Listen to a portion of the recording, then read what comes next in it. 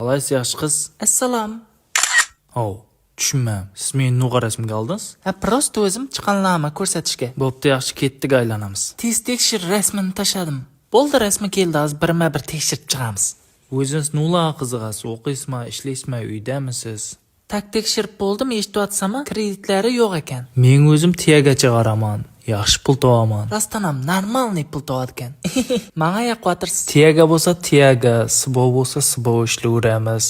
Arasida stayashkanami beraveramiz. Xullas bo'sh yurmaymiz. Tushunmadim. Cobalt mashina bor ekan. Pul topamiz deb ishlab yuraverib, qizlar bilan ham gaplashmagan ekanman. Telegram, Instagramda hech kim bilan yozishmagan. Instagrami zakretni, hech yo'q, qizlarga podpiska bosmagan.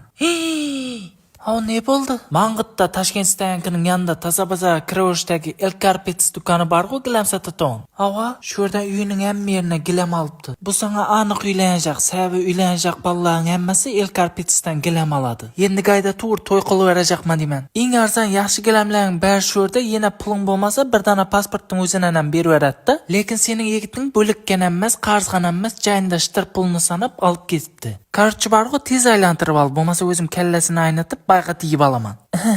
Yaxshi yigit, menga yoqdingiz. Otingiz kim edi? Atim Jamshid, yerkalab Jama desangiz bo'ladi. Jama aka, qachon to'y qilamiz? To'y tezlashtiring, bo'lmasa o'zim uylanib olaman.